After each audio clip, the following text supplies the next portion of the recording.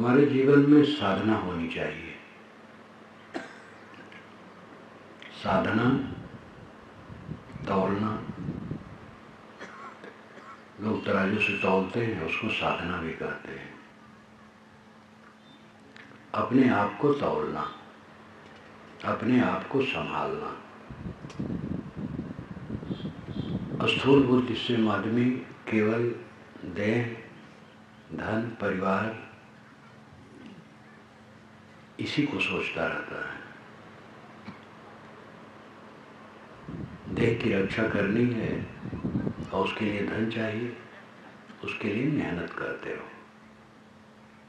काम भर का धन मिलता रहेगा। साथी लोग सहयोग करेंगे, विश्वास रखना चाहिए।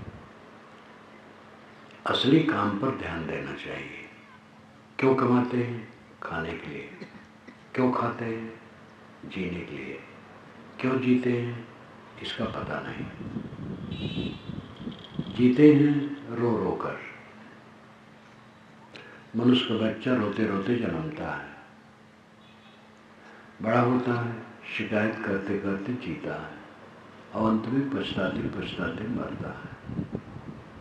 जानवर का ऐसा नहीं, वो रोते रोते नहीं जन्मते हैं। कोई जानवर का बच्चा रोते नहीं जन्मता है और वो शिकायत भी नहीं करता है। आपके दरवाजे पर बैल बंधा है, पानी चारा दिए नहीं दिए, कुछ नहीं, चुप खड़ा बैठा। कोई आ जाए, उससे नहीं कहता हमारे मालिक ने पानी नहीं दिया, भोजन नहीं दिया। कोई जानवर शिकायत नहीं करता है, आदमी शिकायत करता है।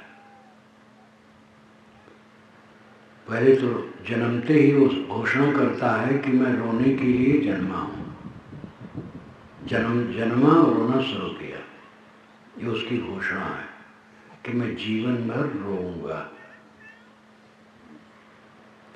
आगे चल करके आंसू बहा करके तो प्राय नहीं रोता है, लेकिन जो शिकायत है ये रोना ही है।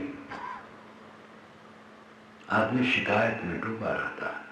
पत्नी की शिकायत, पति की शिकायत, पुत्र की शिकायत, पिता की शिकायत, भाई की शिकायत, पड़ोसी की शिकायत, शिकायत शिकायत, और ये रोना है। और जिसका जीवन शिकायतों से भरा है वो पछताते पछताते मरता है।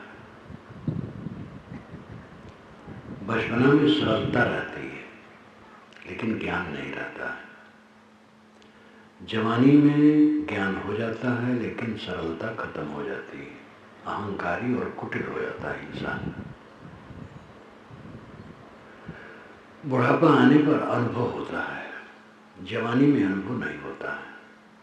हर जवान को लगता है सुख की बहिया आ रही है, अब सुख आया, अब सुख आया, अब सुख आया।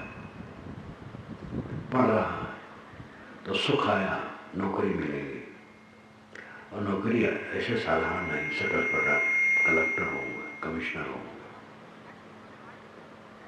और फिर ऐसी सुंदरी स्त्री मिलेगी जिसको ब्रह्मा ने खुद बनाया होगा, और उसकी कल्पना का कोई ठिकाना नहीं, क्या क्या सोचता है। नौकरी मिलती है, जैसा चाहता तो नहीं मिलती है, लेकिन मिलती है, फिर संतोष नहीं रहता है। अभी एक लड़के ने रायपुर में मुझसे कहा था कि महाराज मैं इंजीनियरिंग के लिए मेहनत कर रहा हूँ, वैसे मेरे मित्र कई इंजीनियर हैं, कोई संतुष्ट नहीं। कोई संतोष तो चीज़ों से संभव ही नहीं है, वो तो विवेक से संभव है। विवाह होता है फिर संतोष नहीं रहता है। मनपसंद पत्नी मिले, पीछे से उसमें लगता है कि कमियां, और इन देवियों को अपने पतियों में कमियां दिखाई देने लगती हैं। फिर होता है बच्चा हो जाएगा तो सुख हो जाएगा। बच्चा हो गया, सुख सरक गया, हाथ में नहीं आया।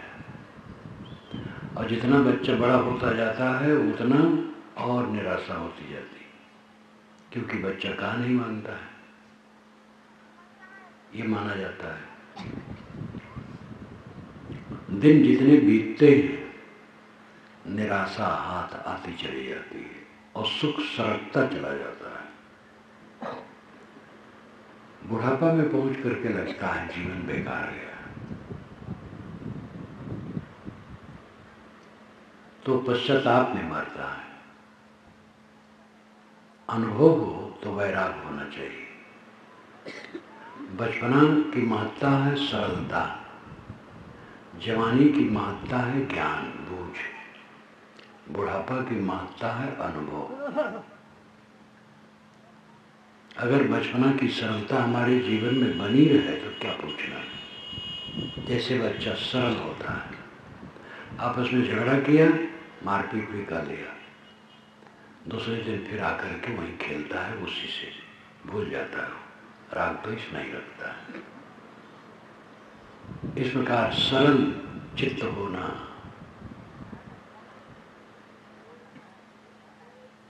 अनुभव जवानी में नहीं होता है।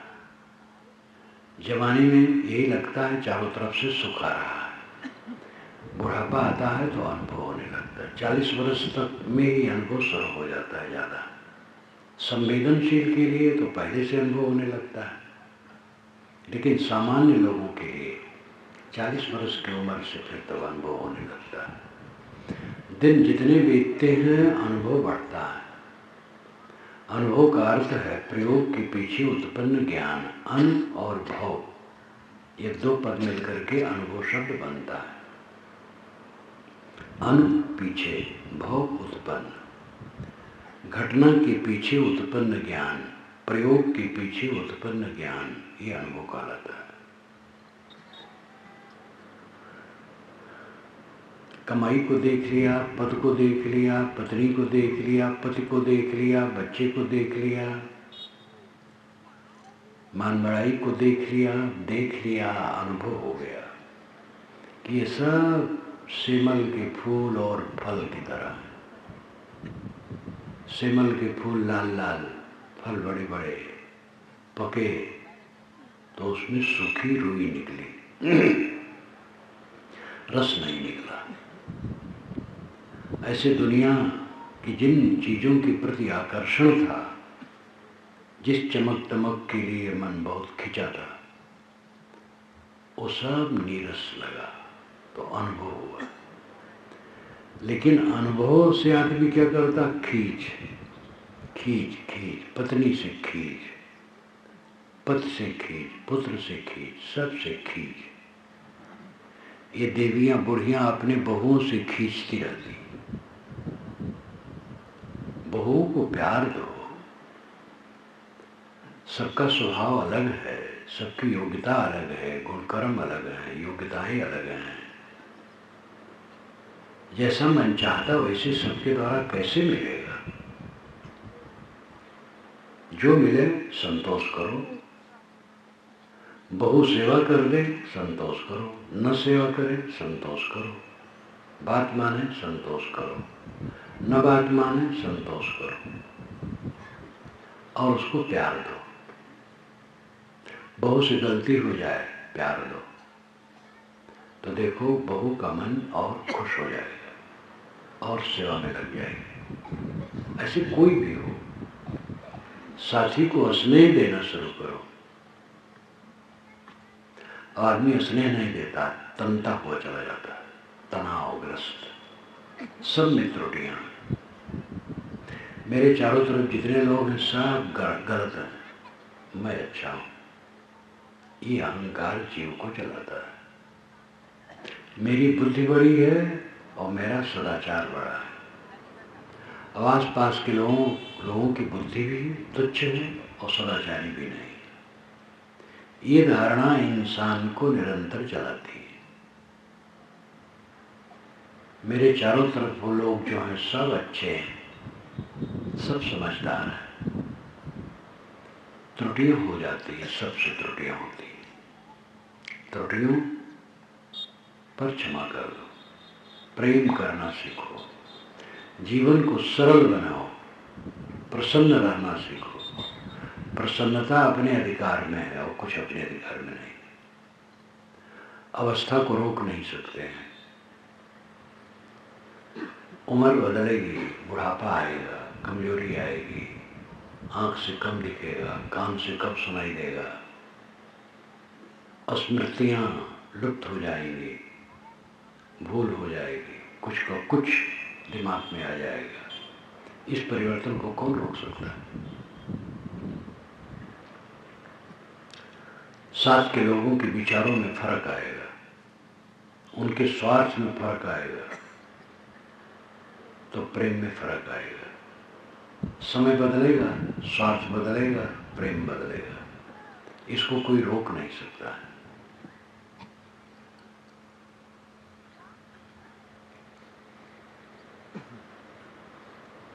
ये अपने जीवन में खुद देख सकते हैं। बच्चे का स्वार्थ माता के साथ है, बच्चा बड़ा हो गया तो स्वार्थ नहीं रहता है। माँ बाप से प्रेम है, लेकिन विवाह हो गया, प्रेम तब भी है लेकिन फर्क पड़ेगा। पत्नी आ गई, पत्नी के मन को रखना है और रखना चाहिए उसे, क्योंकि पत्नी पर तो पति आती है, पति पर ही पत्नी आती है। लेकिन माता पिता समझते हैं कि ये तो बाहर से एक लड़की आई, उसी का गुलाम हो गया, और ये सोच बहुत गलत है। आपका लड़का और आपकी बहू खुश रहें, आपको कुछ नहीं चाहिए, ऐसा सोच। मेरी बहू, मेरा पुत्र आपस में प्रसन्न रहें, उनसे मुझे कुछ नहीं चाहिए, ऐसा सोचो और ऐसा मन बनाओ, देखो सुखी हो जाओगे। लेकिन बहुत कुछ चाहते हो, दुखी रहोगे। चाहने वाला सदैव दुखी रहता है। साहिब की साखी आप लोगों ने सुनी होगी, चाह गई चिंता मिटी मनुआ बेपरवाह। जिनको कुछ नहीं चाहिए सोई सांसा, जिनकी चाहना मिट गई उनकी चिंता मिट गई, मन निष्फिक्र हो गए। ये केवल साधु के लिए नहीं है, मानव मात्र के लिए। जहां रहो निर्चाह, चाहना छोड़ के रहो, कोई कमी नहीं आएगी। चाहना में कमी है। दरिद्र सत संतुष्ट कृपणो योजित इंद्रिया गुणे सुसत धैर्य सो गुण संगो विपर्जया। ये श्रीमद् भागवत का श्लोक है। दरिद्र कौन है? जो असंतुष्ट है। कृपणो योजित इंद्रिया, कृपण कौन है? जो जितेंद्री नहीं। गुणे सुसत धैर्य ईशो, ईश्वर कौन है? जो विषयों पर विजयी है, अपनी इंद्रियों को जीत लिया। गुण संगो विपर्जया, जो विषयों में डूबा है, इंद्रियों का गुलाम है, वो गुलाम है। जीवन की ऊंचाई जीवन के सद्गुणों से है, धन से नहीं, विद्या से नहीं, पद से नहीं, अनुगामी से नहीं, चेहरे से नहीं। गोरा चिट्टा चेहरा है, लंबा चौड़ा शरीर है,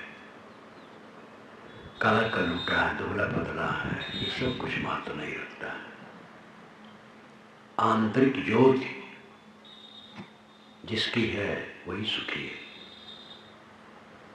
अष्टाचक्राणों द्वारा देवानाम पूर्योद्या तस्याम हृदय कोशा स्वर्गो ज्योत सागता, ये अथर्ववेद का मंत्र है। 8 चक्र, 9 द्वारों वाली देवताओं की नगरी अयोध्या, ये शरीर है। अयोध्या शब्द वेद में यही आया है, और चारों वेदों में मुझे कहीं अयोध्या शब्द नहीं मिला, यही मिला। हो सकता है पढ़ने में नेत्र फिसल गया हो और कहीं, लेकिन यहाँ पर अयोध्या मुझे मिला। अष्टाचक्र, 9 द्वारा देवानाम पूर्योद्या तस्याम हिरण्याकोश स्वर्गो ज्योतिषागता। 8 चक्र माना है गुदा से सिर तक, मूलाधार, स्वादिष्ठान, मणिपुर, अनाहत, विशुद्ध, आज्ञा, सात, सूरत कमल, ये 8 चक्र माना है। कहीं चक्र है नहीं, लेकिन ये कल्पना बहुत पुरानी है। और 9 द्वार, ये तो साफ है, 2 आंखें, 2 नाक, 2 कान, 6 हो गए, मुखसार, टट्टी पेशाब की जगह ये 9। देवानाम पूरी अयोध्या, देवताओं की अयोध्या पर ये शरीर है। देवता कौन है? इंद्रियां। तस्याम हृदय कोश, इसके अंदर में सोने का खजाना है। और सोने का खजाना क्या है? आत्मा, आपका अस्तित्व। जो उस आत्मा को जान करके स्थित हो जाता है, स्वर्ग ज्योति सावरता है, वो स्वर्ग में ज्योति से वो आवृत है, जगमगा रहा है। एक स्वर्ग है जो भौतिक है, पुराणों का काल्पनिक लोक है, वहां सुंदर सुंदर स्त्री पुरुष हैं और सब कूड़ा कचरा का वर्णन है स्वर्ग में। वही काम भोग की लीला, अपूर्ण कामनाओं की भड़ास स्वर्ग है। इस जीवन में कामनाएं पूरी नहीं होती हैं तो स्वर्ग की कल्पना कर ली गई, वहां सब पूरा करने की चेष्टा, वो है कहीं नहीं, शून्य झूठ है। लेकिन अथर्ववेद में जो यहाँ स्वर्ग कहा गया है, यह अपने आप में स्थित है। स्वहगा स्वर्ग, अपने में लौट आना, आत्मा में स्थित हो जाना स्वर्ग है। प्रसन्नता जीवन का परम फल है और ये बिना पैसे के मिलती है। कोई आदमी गरीब से धनी, अशिक्षित से शिक्षित और कोई भी ये प्राप्त कर सकता है। इसके लिए समझ चाहिए, सत्संग चाहिए, उस तरफ काम करने की जरूरत होती है। व्यापार में मेहनत करने से तब धन बढ़ता है, बराबर पढ़ते रहने से विद्या आती है। राजनीति में जो बड़े ऊंचे स्तर पर पहुंच गए हैं, वो आज भी इनके परिश्रम का फल नहीं है। अब्राहम लिंकन अमेरिका के बहुत बार फेल हुए हैं राजनीति में, फिर वो राष्ट्रपति हुए हैं। राष्ट्रपति से वो बड़े थे खुद, क्योंकि वो मानवता प्रेमी थे।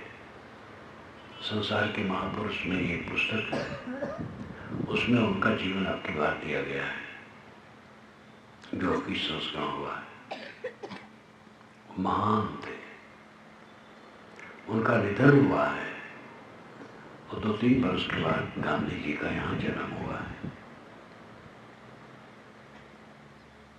राजनीति हो, पूंजी हो, विद्या हो, किसी दिशा में हो, जिनकी संपन्नता आप देखते हैं वो एक दिन में नहीं हुई है, मेहनत करते करते हुई है।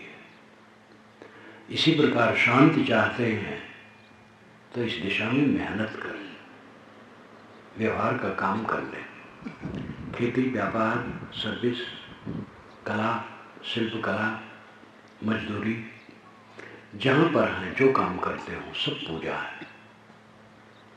कलेक्टर और चपरासी दोनों मूलतः समान हैं, दोनों सेवक हैं, दोनों काम करते, दोनों मजदूरी करते हैं। पुष्ट में अपना अपना अपनी अपनी मर्यादा है, लेकिन दोनों समान हैं। काम कोई छोटा बड़ा नहीं है। टट्टी साफ करना बहुत पूजा का काम है, इसलिए मेहतर को नीच कहना हमारी नीचता है। टट्टी फेंको, टट्टी धोए, वो मेहतर है। हम लोग सुबह क्या करते हैं, बड़े बड़े पदाधिकारी, बड़े बड़े स्वामी सुबह उठ करके मेहतर का ही काम करते। सबके शरीर में टट्टी पेशाब है, कौन मेहतर नहीं है। और सबके अंदर में ब्रह्म बैठा है, ये चेतन ब्रह्म है, कौन ब्राह्मण नहीं। इसलिए विवेक से देखने की जरूरत है। जितना काम है सब पूजा है। इसलिए साहिब ने कहा जो कुछ करो सो पूजा, मैं जो करता हूँ पूजा है। पवित्र भाव से सेवा का काम करो, देह गुजर लो और साथियों से प्रेम का बर्ताव करो। अब असली काम जो है वो प्रसन्न रहना है। प्रसन्न तब रहोगे जब सहनशील होगे। असहनशील कभी प्रसन्न नहीं हो सकता है, हरदम चिड़चिड़ाता, बड़बड़ाता रहेगा, जलता रहेगा। सहनशीलता प्रसन्नता की भूमिका है।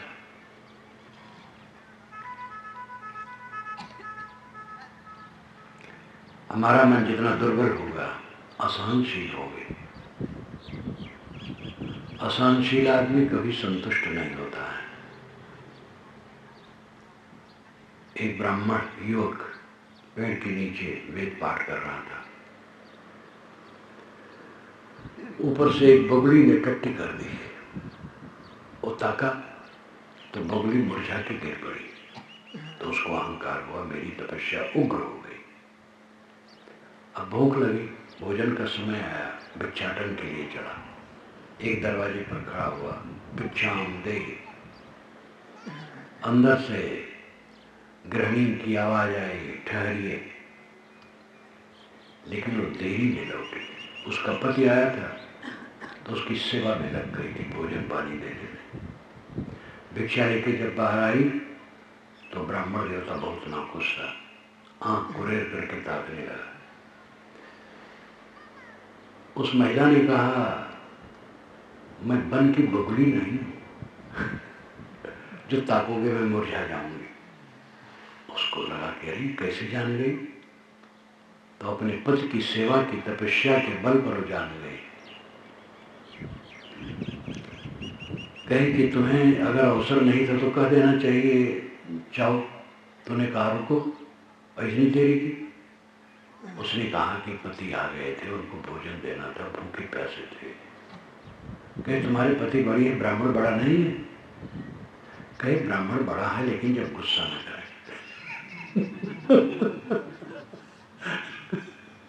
ब्राह्मण बेचारा अधमरा हो गया। फिर कहा कि ज्ञान सीखना है तो चले जाओ मिथिला, वहाँ धर्म व्याध रहता है, उससे सीखो। वो गया मिथिला, अनेक नगर नदी जंगल पार करके मिथिला पहुंचा। मिथिला बिहार का एकदम उत्तरी क्षेत्र है, वहीं से नेपाल लगा है। मिथिला में बड़े बड़े पंडित हुए हैं, आज भी पंडित हैं। मिथिला में मेरे कार्यक्रम समय समय से होते हैं। धर्मव्याध अपने घर पर ले गया, बहुत साफ सुथरा। दुकान पर तो भैंसे सुअर बकरे के मांस बिकते थे। जब ब्राह्मण देवता गया तो बधिक ने कहा, महाराज आपके खड़ा होने लायक यहाँ नहीं है। घर लाया, वहाँ बहुत साफ सुथरा, बूढ़े माँ बाप थे, उनकी सेवा में लग गया।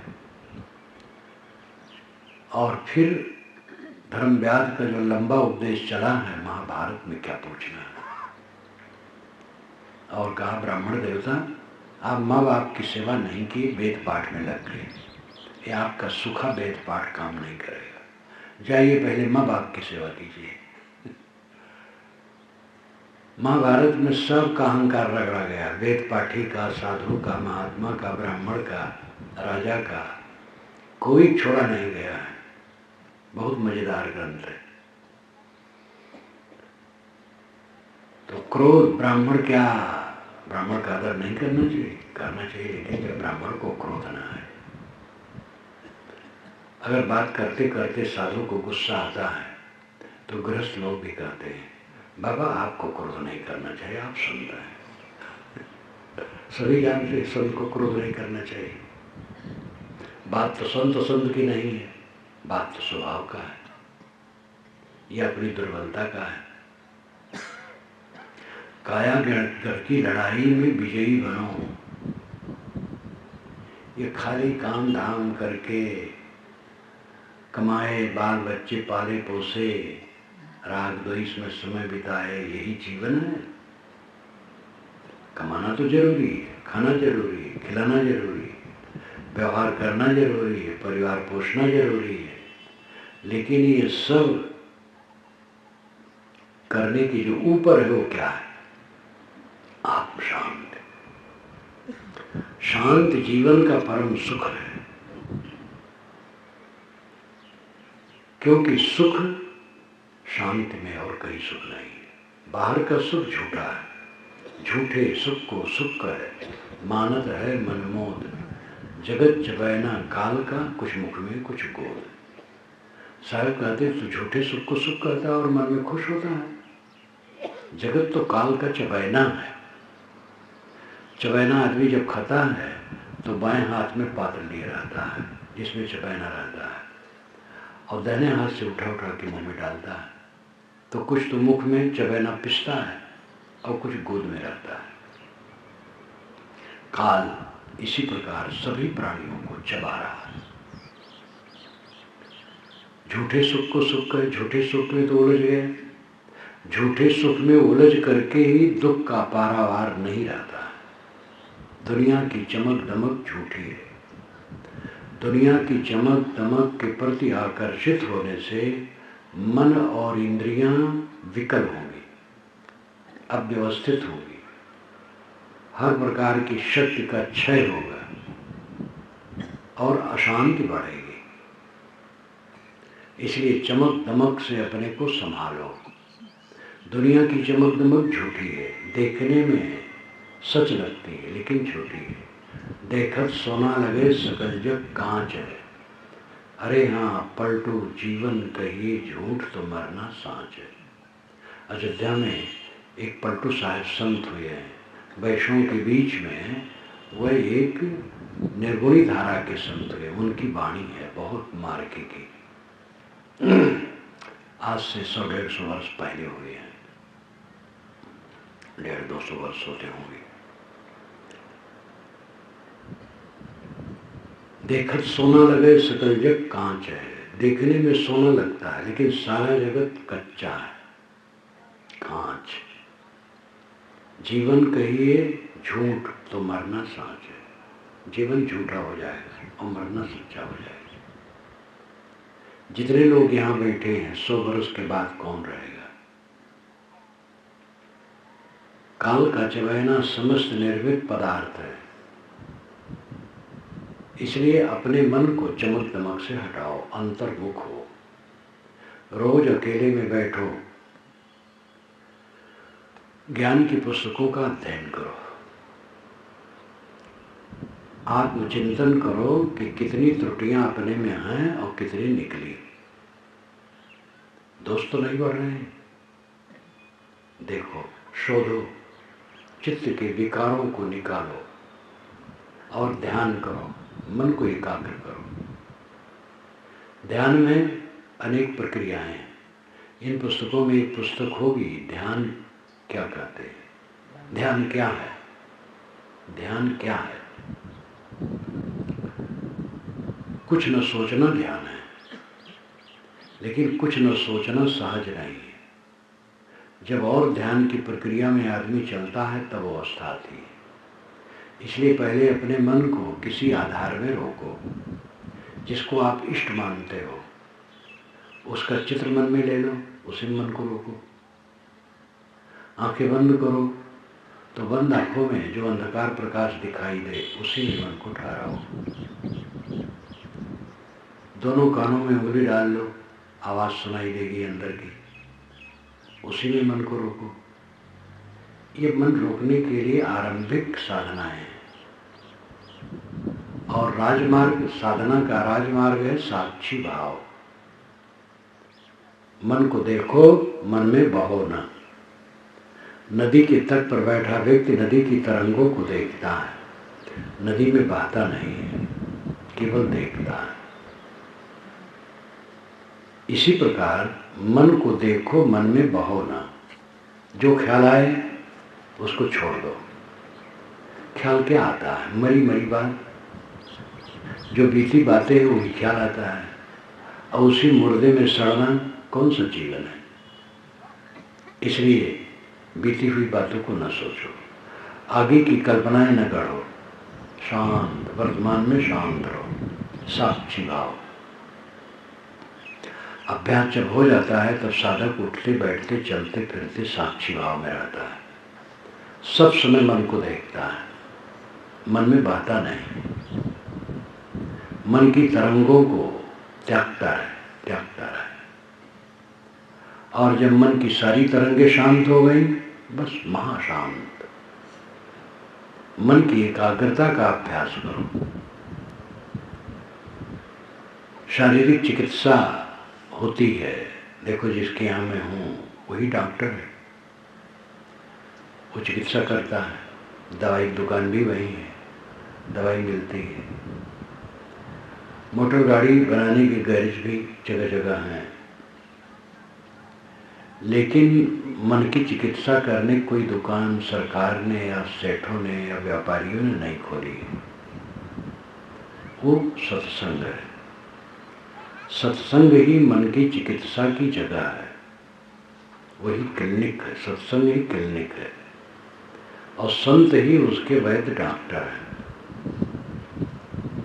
जो ये साधता हो, जो अपने मन को साधता हो, वही वैद्य डॉक्टर है। आध्यात्मिक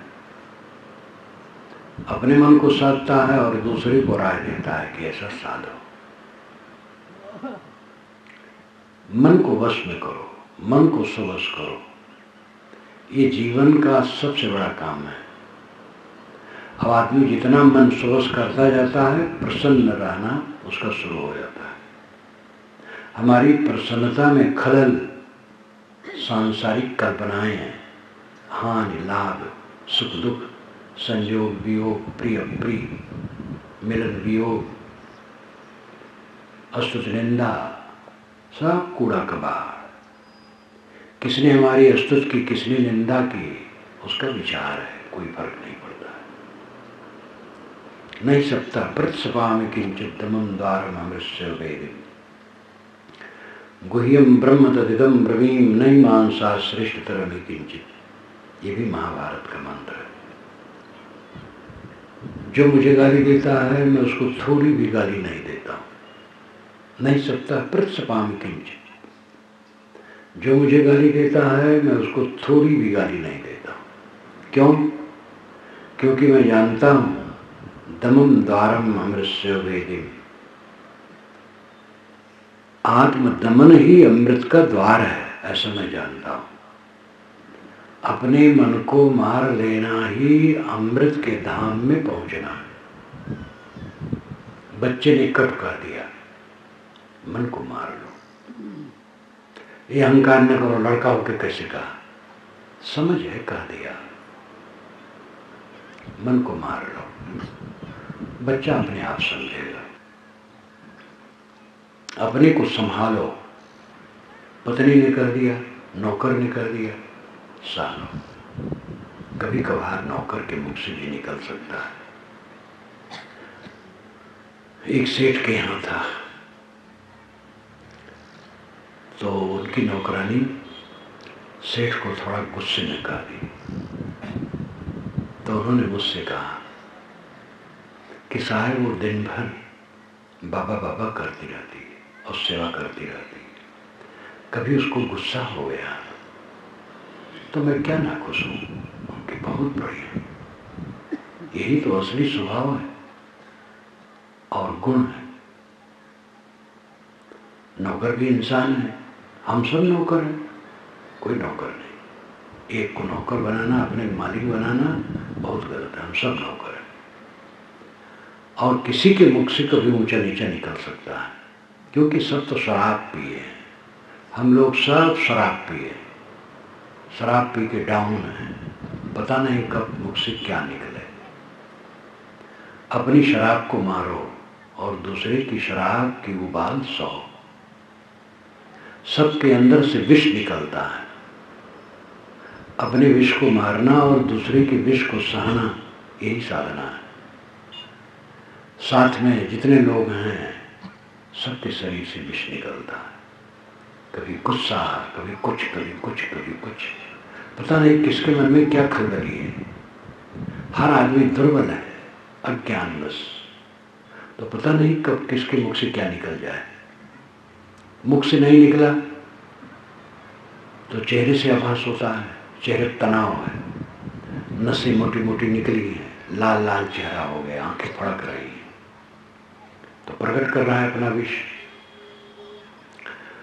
कुछ ऐसा नहीं लेकिन गंभीर, बोल नहीं रहा है तो भी विष निकल रहा है। एक शांत पूर्वक न बोलना अलग विषय। सबके अंदर से हर समय विष निकलता है। विष अमृत सब में है, लेकिन अमृत तो दवा है, विष उघड़ा है। दया, क्षमा, शील, संतोष, ये सद्गुण भी सबके अंदर में बीज रूप में हैं, लेकिन ये दबे रहते हैं। काम, क्रोध, लोभ, मोह, राग, द्वेष ये उभरे रहते हैं और ये सामने आते रहते हैं। आदमी इसमें चलता रहता है। दूसरे के उबले हुए विष को सह लो और अपने विष को मार लो। दूसरा कट कहता है सह लो, अपना मीठा बोलो, फिर देखो प्रसन्नता प्रसन्नता। जो मिले गुजर बसर कर लो, कुछ किसी का रहेगा नहीं। संपदाशाली की संपदा नहीं रहेगी, गरीब की झोपड़ी नहीं रहेगी।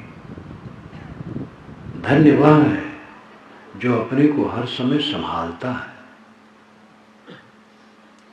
मैंने शुरू किया था कि सबको साधक होना चाहिए, साधना करना चाहिए। साधना, तौलना, बैलेंस रखना, संतुलन रखना, अपने आप को सब समय संतुलित रखें। हम लोग उबले ना, उलझे ना, उद्वेगित ना हो, मानसिक विकारों में बहें ना। ये जीवन का असली काम है और यही असली काम छूटा रहता है। नकली काम में आदमी उलझा रहता है। इन बातों पर ध्यान दें, अभ्यास करें, शांत लें।